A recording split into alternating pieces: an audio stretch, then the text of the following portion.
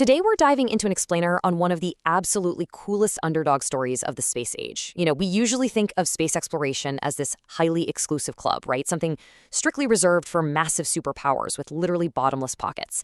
But back in 1970, a small Australian satellite totally defied all those odds. This is the story of Australis OSCAR 5, or just AO5 for short. And honestly, it proves that sometimes all you really need is curiosity, a whole lot of grit, and a few individuals willing to dream incredibly big. So let's get right into how a group of everyday students literally touched the stars. Think about the sheer contrast here for a second. When you picture the space race in the mid-1960s, you're probably imagining billion-dollar government agencies, top-secret military missions, and these sprawling giant laboratories. But the reality for the Melbourne University Astronautical Society was, well, entirely different. This project was driven entirely by a group of university students armed with enthusiasm and, honestly, not much else.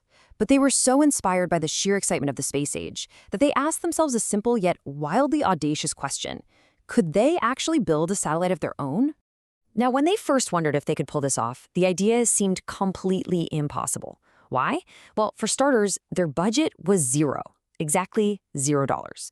On top of that, Australia at the time didn't even have a space agency to back them up. None of these students had ever built a spacecraft before either. They had absolutely no financial backing, no professional aerospace facilities, and zero practical experience. But what they lacked in funding, they totally made up for in pure enthusiasm and the fact that they really had each other to rely on. Those intense constraints forced them into a masterclass on shoestring engineering. Picture this. After their regular university classes wrapped up for the day, these students didn't just head home or go to the pub.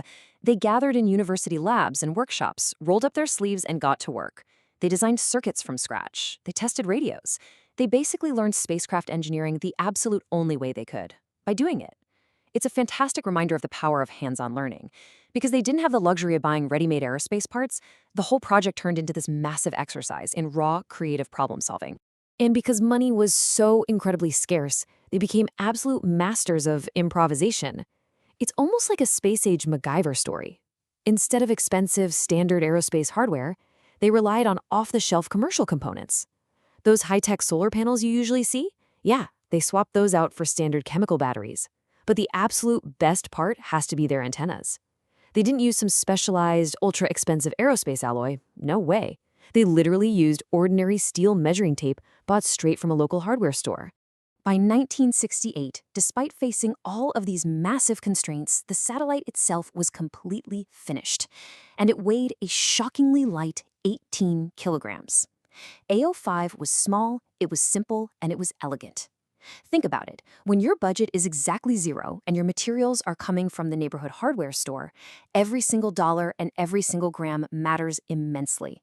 They had to be ruthlessly efficient in their design process, and that incredible efficiency resulted in a beautifully compact piece of technology. Now, you might think a shoestring budget means a primitive design, but actually, scratch that. It was the exact opposite. Australis OSCAR 5 was packed with incredibly elegant innovations, like passive attitude control.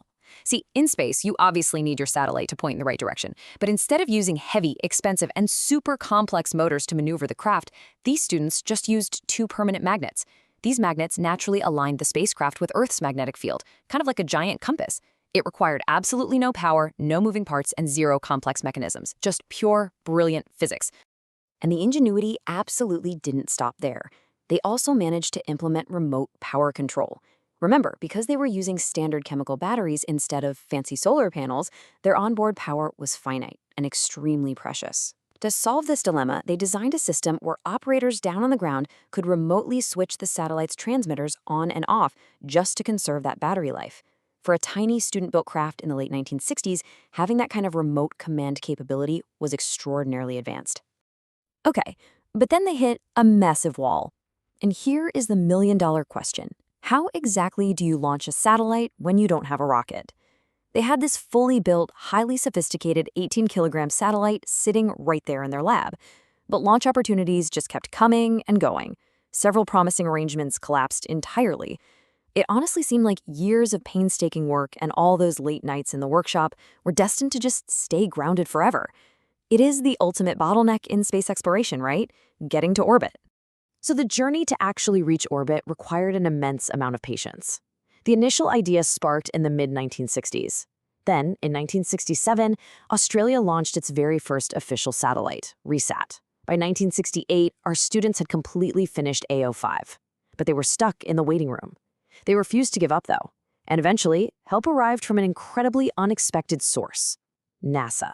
The American Space Agency stepped in and agreed to carry the little Australian satellite as a secondary payload aboard one of their Delta rockets. Finally, the dream was moving toward the launch pad. Then, on January 23, 1970, the moment finally arrived. The Delta rocket lifted off from Vandenberg Air Force Base in California, and tucked safely inside was Australis OSCAR 5. Soon after the spacecraft separated from the rocket in orbit, amateur radio operators all around the world frantically began tuning in. And there it was. They were actually receiving the little satellite signals from space. The satellite, built by a bunch of Australian university students using measuring tape, had officially reached orbit. It was an unmitigated, spectacular success. And we need to emphasize that this success wasn't just a cute novelty. It made serious waves globally. AO5 became the very first amateur radio satellite built entirely outside the United States. Not only that, it was among the earliest university-built satellites anywhere in the world, and one of the very first international small satellites ever launched by NASA. The spacecraft operated exactly as intended, completely proving its design, and it provided deeply valuable, real-world experience for the entire global amateur radio community. But perhaps its greatest achievement was something a bit less tangible. It fundamentally shifted a paradigm. AO5 proved, once and for all, that space engineering was no longer just the exclusive domain of giant governments and superpowers. It demonstrated incredibly clearly that true innovation could come from small, highly resourceful teams working with incredibly limited resources. It proved that universities, and more importantly, everyday students, could legitimately and successfully contribute to the bleeding edge of aerospace engineering. Which brings us to the revolutionary legacy of AO5. More than half a century later, the impact of this project is still profoundly felt. Today, if you look at university aerospace programs, you'll find that CubeSats, those tiny student-built satellites, are incredibly common. Students all over the world are designing spacecraft as a totally standard part of their education.